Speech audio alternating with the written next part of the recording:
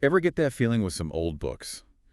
Like, just by looking at them, there's something more going on, some hidden knowledge, secrets just waiting to be uncovered. Oh, yeah, definitely. That kind of energy, like it's pulsing with forbidden mysteries. Exactly. Well, today, we're going to crack open one of those kinds of books and see what we find. We're going deep, deep diving into Max Heindel's Rosicrucian Christianity lectures. Ooh, now that's a choice. A deep dive into a book that's already pretty deep itself. What are we hoping to find in there? Well, first off, let's talk about the book itself a bit, right? Where these lectures came from, the whole context, because it's not your average theological text, that's for sure. Right, right. Because these lectures, even though they were given way back in 1908, weren't published as a book until 1939. And they're not just Heindel riffing on the Bible either. He claims he got these teachings, these advanced Christian teachings, straight from the source. The elder brothers of the Rosicrucian Order, no less. Whoa, hold up. Direct transmission from the Rosicrucian bigwigs. Now that's got to pique some interest, right? You bet.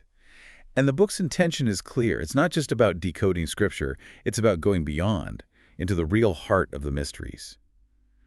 Leading us back to the Bible, yeah, but with answers to those really tough questions. Those things that can make your head spin.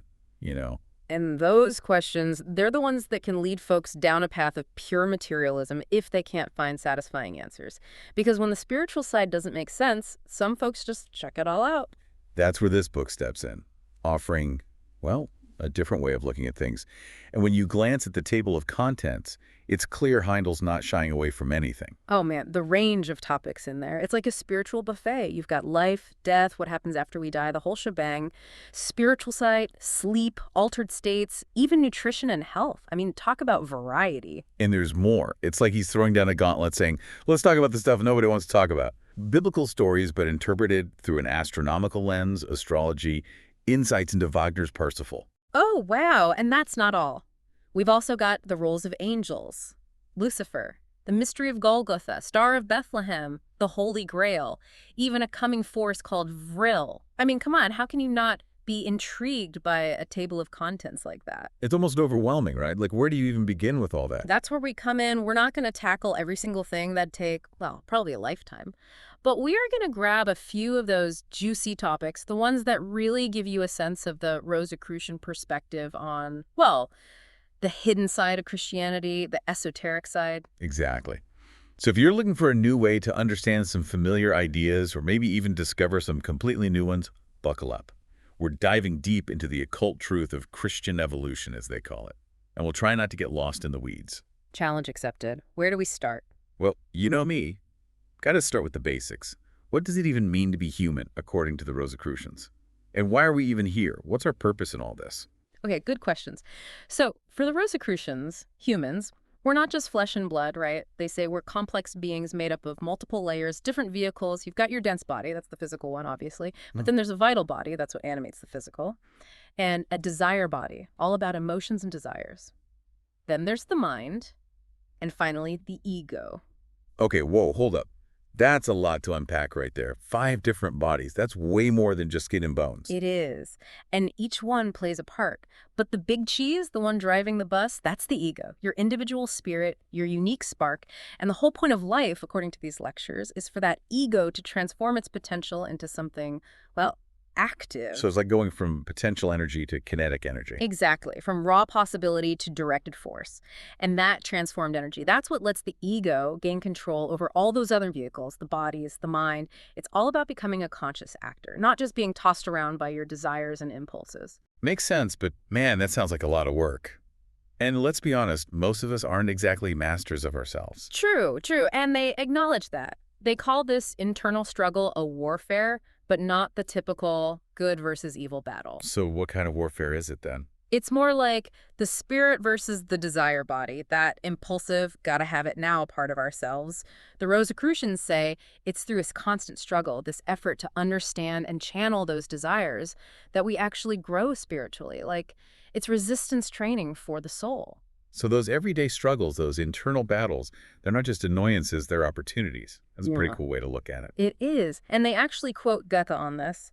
From every power that holds the world in chains, man frees himself when self-control he gains. So basically, mastering yourself is the key to true freedom. All right, I'm starting to get the picture here. We're complex beings on this path of self-mastery, fighting our inner demons, or should I say, desires, to achieve, well, spiritual liberation.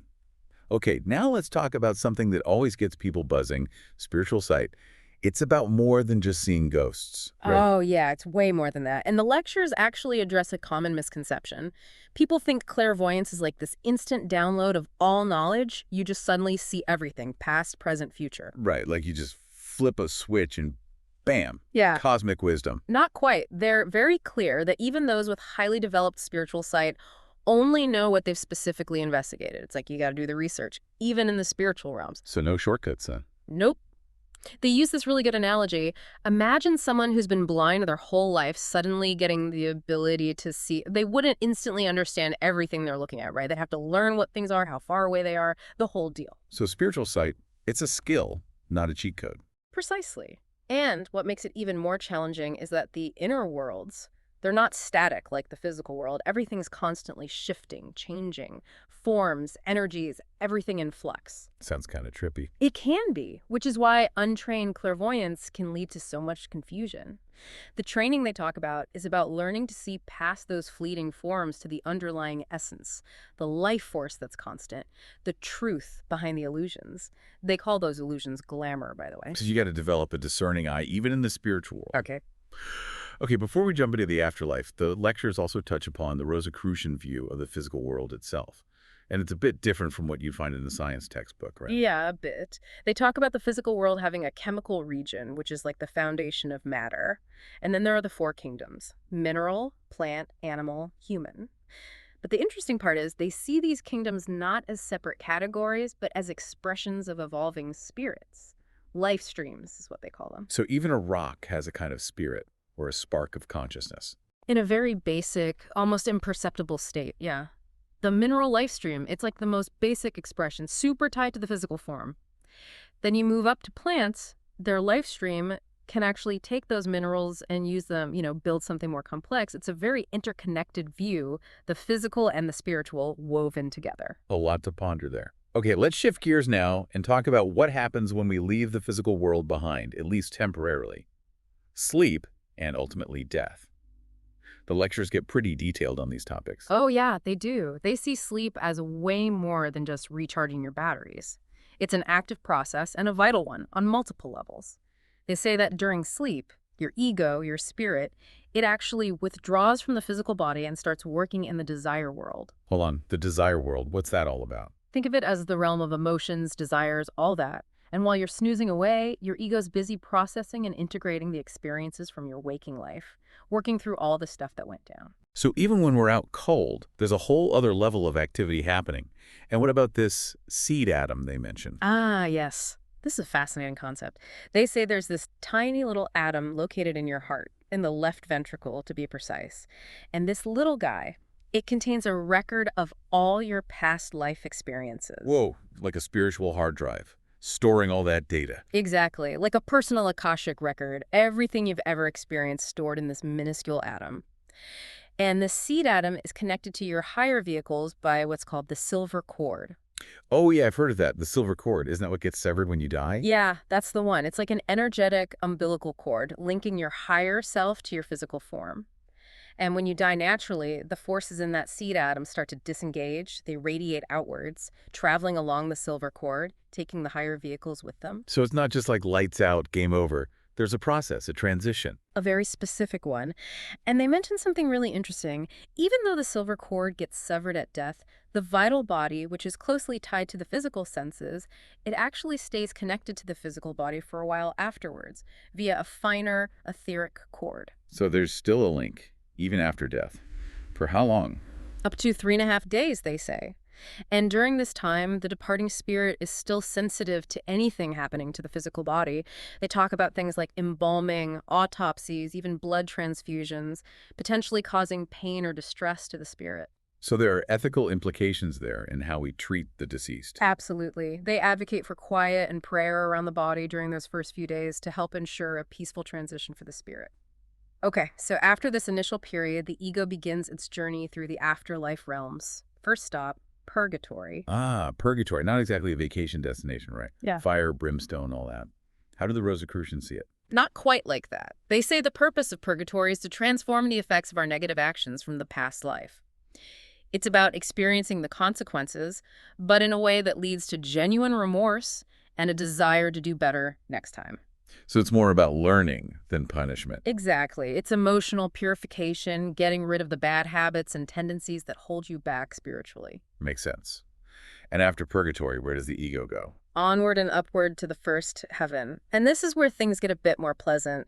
Here, it's all about absorbing the good stuff from your past life, the positive experiences, the love you shared, the good deeds you did. It's a time of joyful reflection and integration. Sounds like a nice break after purgatory. It is. But the journey doesn't end there. From the first heaven, you move on to the second heaven, also known as the world of thought. And what happens there? Think of it as a spiritual think tank. You take all those good experiences, all those happy memories, and you contemplate them, distill them into pure wisdom. And that wisdom, that becomes the guiding principle for your future lives. It's like prep work for your next incarnation. So you're not just reliving the past, you're actively preparing for the future. Right. And they emphasize that you're not alone in this process. You're working with archetypes, those universal patterns that underlie reality. And then there's the third heaven. What's that like? That's the realm of the big thinkers, the advanced egos who are working on evolving original ideas, the kind of stuff that leads to breakthroughs in art, science, philosophy. Less evolved egos, they kind of hang out there in a more passive state, almost like a deep sleep, until they're ready for their next rebirth. Okay, so we've gone through death, purgatory, multiple heavens. Eventually, though, the ego has to come back to Earth, right? What's the driving force behind that? The law of consequence, karma. Basically, the actions from your past lives create causes that need to play out. You got to come back and experience the effects, keep learning and growing, and they say the recording angels play a part in this. How so? They're like the cosmic guidance counselors. Before you're reborn, they show you a bunch of possible future lives, different paths you could take based on your karma, and then you get to choose. Whoa, you get to choose. So it's not all predetermined. You have a degree of choice, yeah. Oh. And while you don't remember making this choice consciously at the level of the ego, you're essentially picking the experiences you need to learn and evolve. Fascinating stuff. Okay, let's flip the script now and talk about birth coming into the physical world. The lectures describe it as fourfold event. What does that even mean? It means there's more to it than just the physical body being born, right? It's about the ego, the spirit, taking on those different vehicles, those different layers we talked about. So what are the 4 steps? First, the ego starts gathering material from the etheric region to build the new vital body. That's like the energy blueprint for the physical body. At the same time, a mold is being made in the mother's womb for the dense body to grow in. And get this, the seed atom, that little memory chip with all your past lives, it's placed in the father's semen. Both parents contributing from the get-go then, not just genetics, but something deeper. Exactly. And once the vital body matrix is set up in the womb, the recording angels, they come in and impress upon it this panorama, like a blueprint for the coming life. All the tendencies, the challenges, all laid out. And what about the ego? Where's it at during all this? The ego, surrounded by this protective aura, it hovers around the mother for a bit. Then, around 18 to 21 days after conception, it enters the womb and connects with that developing vital body. And that's when the ego gets its first real glimpse of the life ahead. Right, that first contact is key.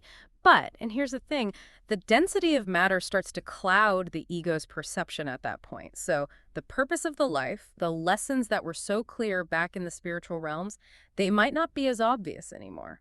And sometimes the ego might even resist, try to back out. They say that can happen, yeah. Especially if there are difficult challenges ahead. And that struggle, that can sometimes lead to developmental issues, like congenital disabilities.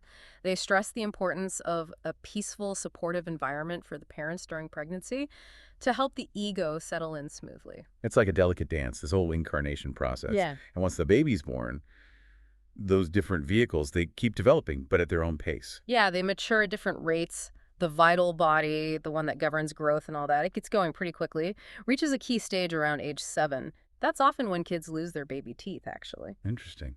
What about the desire body? That one, it doesn't fully come online until puberty, around 14. That's when all those emotions and desires start to really kick in. And the mind, the capacity for thinking and reasoning, that matures around 21, give or take, of course. Everyone's different. Why the staggered development, though? What's the reasoning there? Well, they say that the desire body and the mind, those are relatively new additions in our evolution, while the dense physical body that's been refined over eons, it's our most developed instrument down here in the material world. They even caution against looking down on the physical body, thinking the spiritual is somehow superior. It's all part of the whole, right? Exactly. Okay, ready for something really mind-bending? Let's talk about those astronomical allegories in the Bible and the 7 periods of Earth's development. Oh, yeah, this is where things get really esoteric.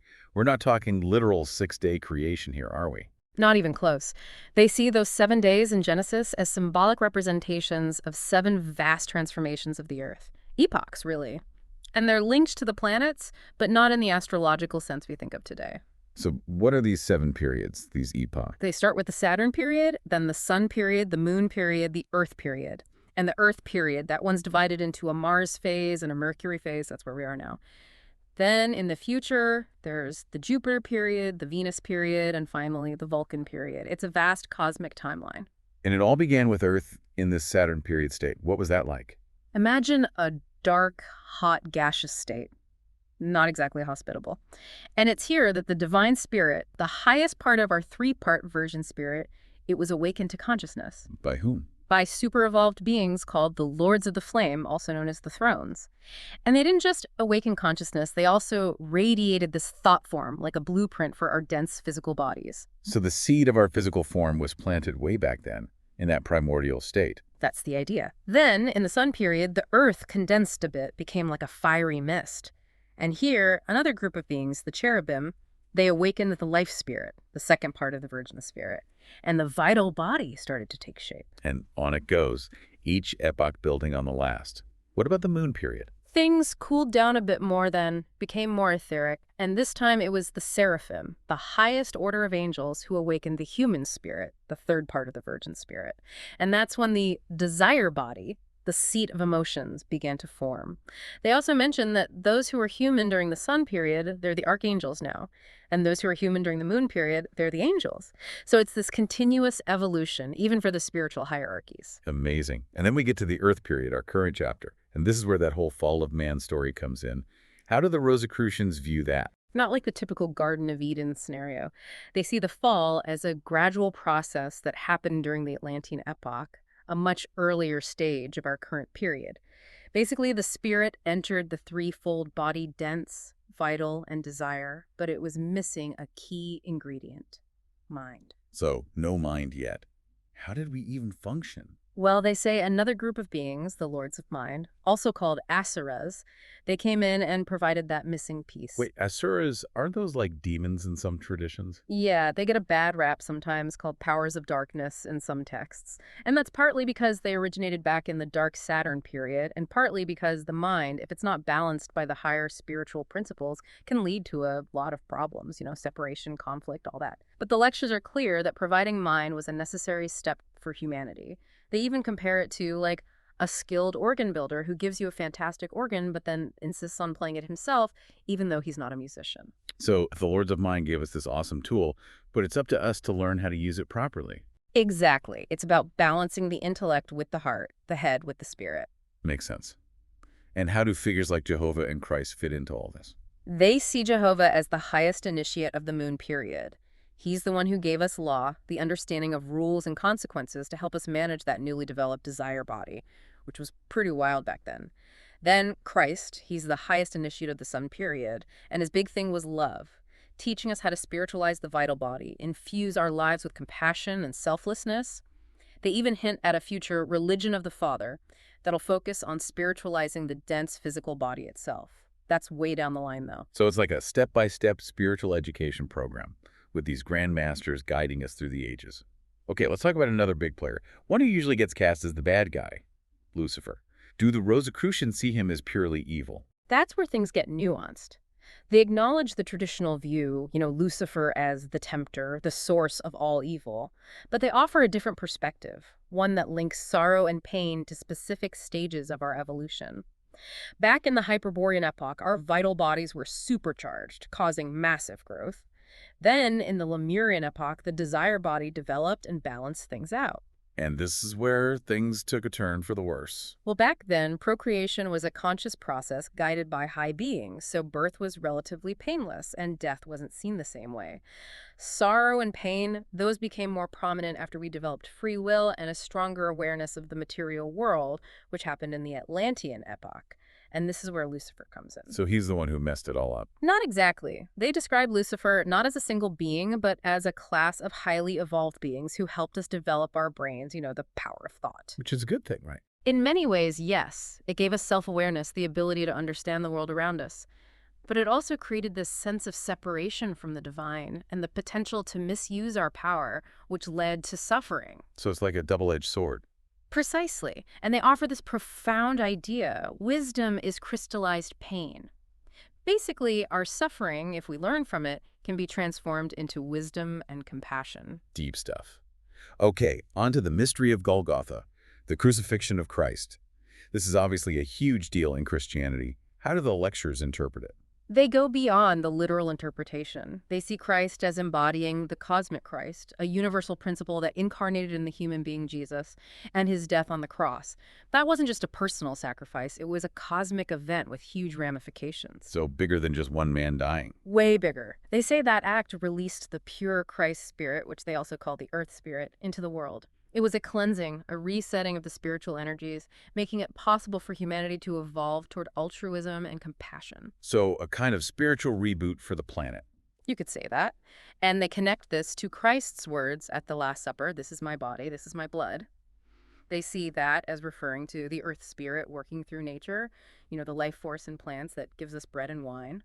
So Christ connected to the very essence of the earth itself. Uh, Okay, last but not least, let's talk about the Holy Grail. What's the Rosicrucian take on this legendary object? They see it as representing a really ancient mystery tradition, one that's popped up in various forms throughout Western history.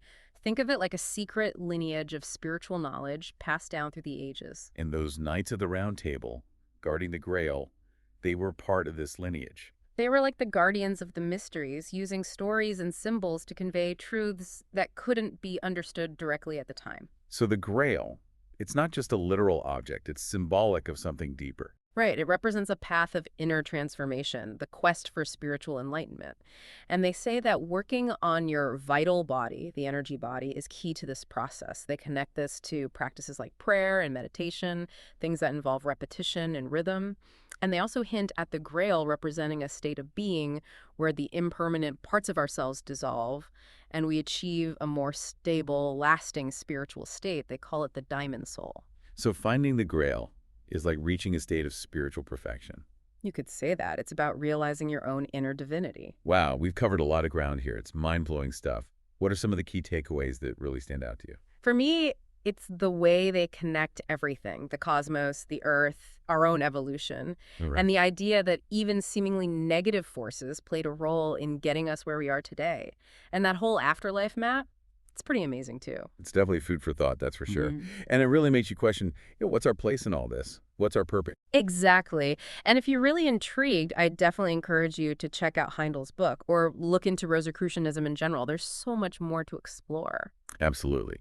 And on that note, here's something to ponder. The Rosicrucians see Christ's sacrifice as this ongoing event, something that's still unfolding within the earth itself. So how does that change our understanding of, well, everything? Our relationship with the divine, our responsibility to each other, the whole future of humanity? It's a perspective that really opens up a whole new world of possibilities. It does, doesn't it? It's not just about ancient history. It's about the here and now and what we do next. And on that note, we'll leave you to ponder those mysteries. Until next time.